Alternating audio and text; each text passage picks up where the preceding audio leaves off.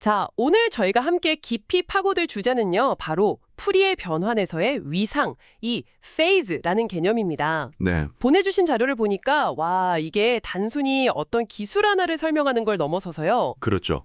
우리가 세상을 어떻게 인식하는가, 이 근본적인 질문을 던지는 내용이더라고요. 맞아요.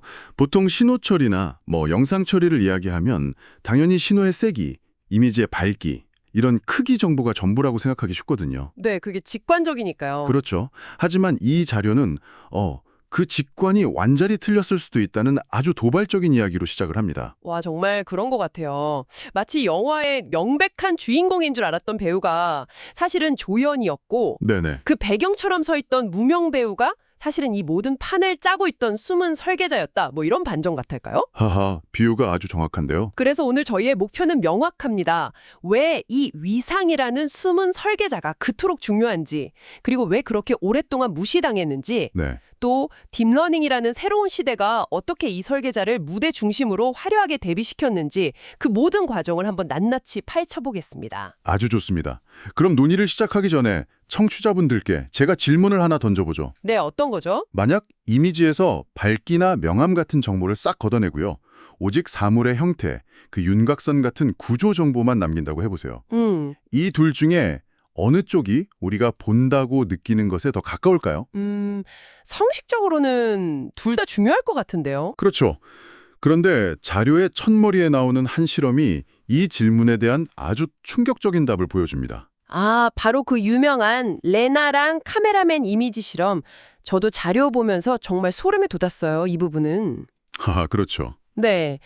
우선 어떤 실험인지부터 간단히 짚어주시죠. 네, 실험은 아주 간단합니다.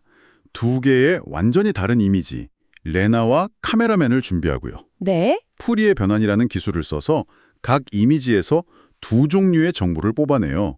하나는 방금 말씀드린 주파수별 크기, 즉 밝기 정보. 밝기 정보. 그리고 다른 하나가 바로 오늘의 주인공인 위상, 즉 구조 정보입니다. 그런 다음에 그 정보들을 서로 엇갈리게 조합했다는 거죠. 맞아요. 그러니까 카메라맨의 밝기 정보에 레나의 구조 정보를 합치는 식으로요? 정확합니다.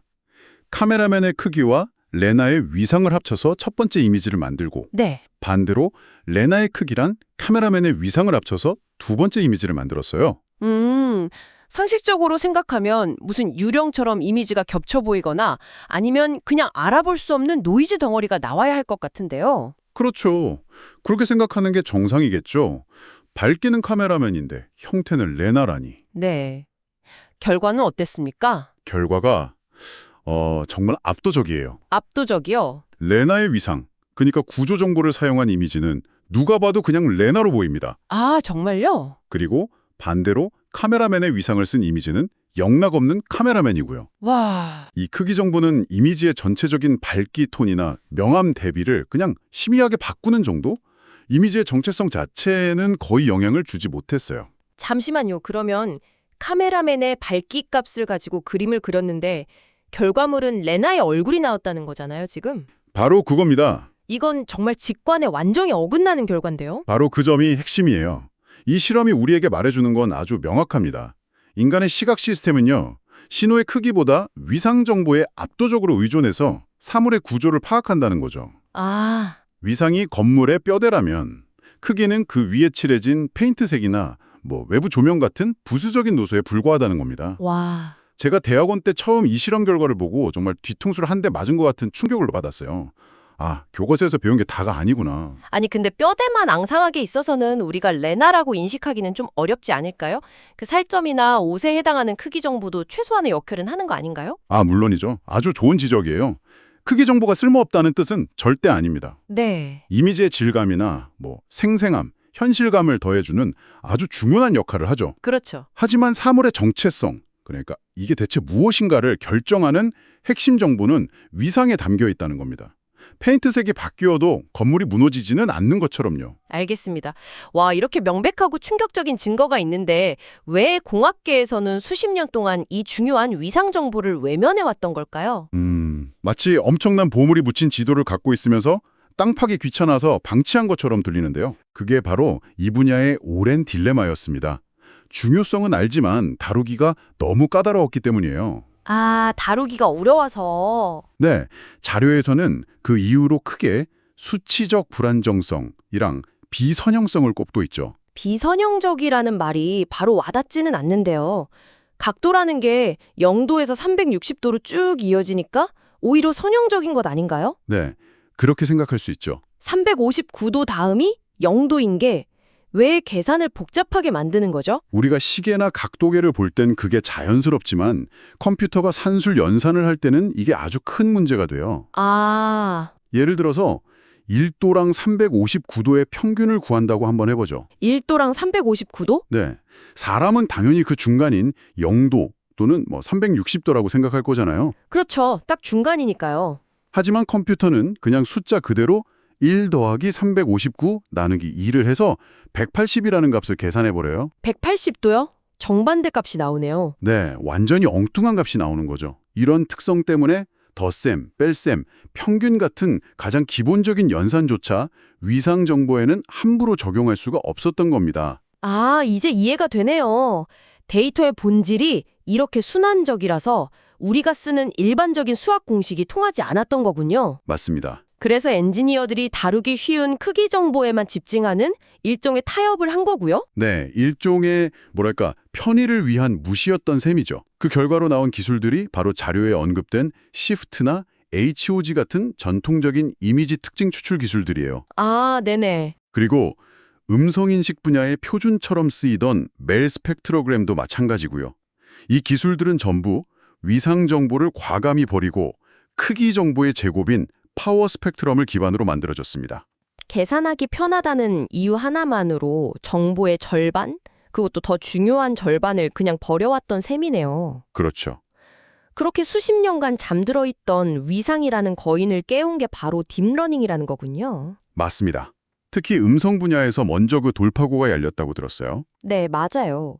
과거 음성 합성 기술에는 그리핀 림이라는 아주 유명한 알고리즘이 있었어요. 그리핀 림. 네, 이건 이미 버려진 위상 정보를 남은 크기 정보만을 가지고 수학적으로 복원, 그러니까 추측, 해내는 방식이었습니다. 추측을 하는 거군요. 그렇죠.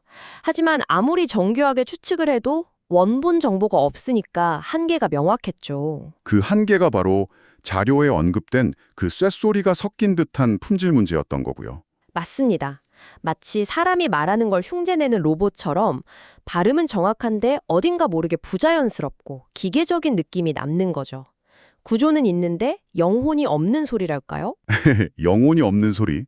그런데 최근 하이파이가 아니라 딥웨이브 같은 딥러닝 기반 음성 생성 모델들이 등장하면서 판도가 완전히 바뀌었어요. 네. 이 모델들은 멜 스펙트로그램, 즉 크기 정보만 딱 입력받아서 원본 음성 파형 자체를 직접 창조해냅니다. 추측이 아니라 창조라니 그게 어떻게 가능한 건가요? 딥러닝 모델이 수많은 데이터를 학습하면서 가장 자연스러운 위상이 뭔지 스스로 깨닫기라도 하는 건가요? 바로 그겁니다. 생각해보면 간단해요. 예전 방식은 위상이라는 까다로운 식재료를 어떻게 요리할지 몰라서 아예 버리고 남은 재료만으로 억지로 맛을 흉내냈던 거죠. 네. 하지만 딥러닝 시대에 와서는 세 가지 혁신이 일어났습니다. 비유하자면 우선 첫째, 위상이라는 재료를 온전히 담을 수 있는 새로운 그릇이 생겼어요. 새로운 그릇이요? 네, 실수부와 허수부로 구성된 컴플렉스 스펙트로그램을 사용해서 위상 정보를 처음부터 보존하는 거죠. 아, 재료를 버리지 않고 그대로 가져가는 거군요. 그렇죠. 둘째, 이 복잡한 재료를 다룰 줄 아는 새로운 요리사를 데려왔습니다. 요리사. 네, 실수 값만 다루던 기존 신경망이 아니라 복소수를 직접 처리하는 컴플렉스 밸류드 뉴럴 네트워크가 등장한 거죠. 자료의 DCCRN이 대표적인 예시고요. 네. 그리고 마지막으로 음식 맛을 평가하는 미식가가 훨씬 똑똑해졌어요. 아, 평가 기준도 바뀌었군요. 네, 과거에는 단순히 소리가 충분히 큰가 같은 크기 오차만 봤다면 이제는 시간에 따른 소리의 흐름은 자연스러운가, 주파수별 구성은 정확한가, 이걸 동시에 따지는 멀티 레졸루션 STFF 로스 같은 정교한 기준으로 맛을 평가합니다. 와, 정보의 표현, 처리 방식, 평가 기준까지 모든 과정이 위상을 중심으로 완전히 재편된 거네요. 맞습니다. 이건 단순히 모델 하나 바꾼 게 아니라 패러다임 자체가 바뀐 거군요. 그렇죠. 그 결과가 바로 음원 분리 기술인 하이브리드 듀묵스에서 악기 소리가 뒤섞이는 현상을 획기적으로 줄이거나 잡음 제거 같은 음성 강화 분야에서 훨씬 더 깨끗하고 명료한 소리를 만들어내는 엄청난 품질 향상으로 이어진 겁니다. 춤은 설계자를 제대로 대접하기 시작하니까 완전히 새로운 차원의 결과물이 나오기 시작했네요. 바로 그거죠. 음성 분야 얘기만 들어도 정말 흥미로운데 영상 분야에서는 위상 정보를 훨씬 더 직접적으로 또 창의적으로 활용하는 것 같아요. 네, 맞습니다. 자료에 소개된 세 가지 기술이 아주 인상 깊었습니다. 첫 번째가 페이즈 컨그런시였죠. 네, 이건 기존 경계선 검출 방식의 근본적인 약점을 파고든 기술이에요. 전통적인 방식들은 이미지의 밝기값이 급격하게 변하는 지점. 아, 그 엣지를 찾는 거요? 네, 맞아요. 그 지점을 경계선으로 판단하거든요. 그래서 어두운 방 안에 있는 검은색 가구의 경계선처럼 조명이 안 좋거나 대비가 낮으면 그냥 속수무책이었죠. 바로 그겁니다. 어두운 방, 검은 양탄자 위에 잠든 검은 고양이의 윤곽을 찾는다고 한번 상상해 보세요. 기존 방식으로는 거의 불가능에 가깝죠. 하지만 페이스 컨그런스는 철학이 완전히 달라요. 밝기가 얼마나 변하는가가 아니라 네. 이 지점에서 모든 주파수 성분들의 위상이 한 방향으로 정렬되는가, 이걸 봅니다. 아, 위상이 정렬되는가? 네, 진짜 경계선에서는 저주파부터 고주파까지 모든 신호들이 마치 약속이 나왔듯이 위상이 딱 맞아떨어지는 패턴을 보이거든요. 이 물리적 현상을 이용한 거죠. 와, 밝기라는 겉모습이 아니라 신호의 내부 질서를 들여다보는 거군요. 그렇죠. 덕분에 조명이나 대비에 상관없이 구조의 본질, 즉 경계선을 찾아낼 수 있다는 거네요. 의료 영상에서 희미한 암 조직의 경계를 찾거나 위성사진 분석할 때 정말 강력하겠어요. 맞습니다. 그리고 두 번째 기술인 POC, Phase Only Correlation. POC는 정밀도라는 측면에서 정말 타의 추종을 불허합니다. 정밀도. 두 이미지 사이에 미세한 이동이나 회전을 찾아내는 이미지 정합 기술이죠. 보통은 두 이미지를 겹쳐놓고 픽셀 값들이 얼마나 일치하는지 계산하는 상관관계 분석을 쓰지 않나요? 네. 하지만 그 방식은 조명이 조금만 달라지거나 노이즈가 끼면 정확도가 뚝 떨어져요. 아, POC는 여기서 또 한 번 발상의 전환을 합니다. 풀이의 변환을 한 뒤에 구조 정보와는 무관한 크기 정보를 그냥 전부 1로 만들어버려요. 일로요? 그냥 없애버리는 거네요? 네, 아예 삭제해버리는 거죠. 그리고 오직 위상 정보의 차이만으로 두 이미지가 얼마나 일치하는지를 판단합니다. 잠깐만요. 정보를 더 버렸는데 결과는 더 정확해진다니 이것도 상식 밖의 이야기인데요? 하하, 그렇죠.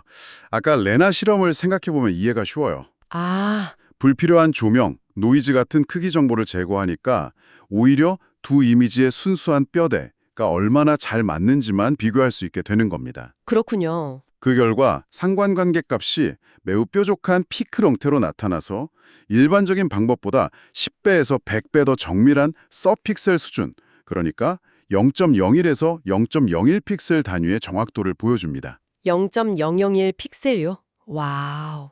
그 정도 정밀도면 단순히 영상의 흔들림을 보정하는 수준을 넘어서겠는데요? 그렇죠. 바람 때문에 건물이 미세하게 진동하는 모습이나 긴장한 사람의 맥박 때문에 목 피부가 미세하게 떨리는 것까지도 영상에서 감지해낼 수 있겠어요. 맞습니다. 실제로 그런 연구들이 활발하게 진행되고 있어요. 비접촉식으로 생체 신호를 측정하거나 구조물의 안전을 진단하는 등 응용 분야가 무궁무진하죠. 네. 그리고 마지막 기술인 페이즈 디스크레펀시는 변화를 감지하는 데 특화되어 있고요. 이것도 원리는 비슷하겠네요. 네, 아주 직관적이에요. 거의 똑같은 두 장의 사진을 비교한다고 해보죠. 네. 배경처럼 변하지 않은 부분은 위상 정보가 거의 일치할 겁니다. 하지만 누군가 몰래 물건을 옮겨놓거나 없던 물체가 생겨난 부분은 두 이미지 간의 위상이 완전히 어긋나 있겠죠. 아, 바로 이 위상의 불일치를 통해 변화를 찾아내는 겁니다. 단순히 이미지 두 개를 빼서 차이점을 찾는 것과는 어떻게 다른가요? 이미지 빼기는요, 그림자가 살짝 길어지거나 조명이 바뀌기만 해도 모든 픽셀의 변화가 있다고 알려줄 거예요. 아, 그쵸. 하지만 페이지 디스크레펀스는 그런 피상적인 밝기 변화는 무시하고 구조적으로 무언가 달라진 부분만 족집게처럼 딱 집어냅니다. 와. 그래서 자료에서는 CCTV 영상 분석이나 더 나아가 이미지의 위상 패턴이 부자연스러운 것을 감지해서 딥페이크를 가려내는 데도 응용될 수 있다고 말하는 겁니다. 정말 대단하네요. 경계선 검출부터 초장밀 정합, 이상 탐지까지.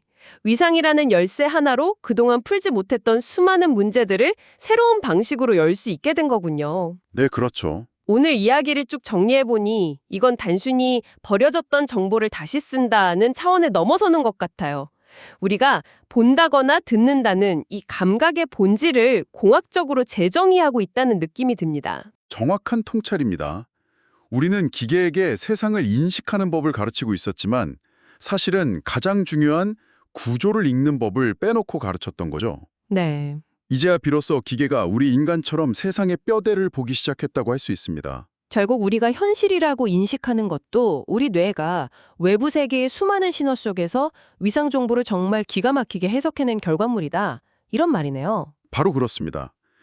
마지막으로 청취자 여러분께 생각해볼 질문을 하나 던지면서 마무리하고 싶습니다. 네. 오늘 우리는 신호와 이미지 속에 숨겨진 구조 정보가 위상에 담겨 있다는 것을 확인했습니다. 그렇다면 우리가 현재 다루고 있는 다른 수많은 데이터들 속에도요. 단지 다루기 어렵고 복잡하다는 이유만으로 우리가 그 가치를 놓치고 있는 또 다른 위상 같은 핵심 정보가 숨어 있지 않을까요?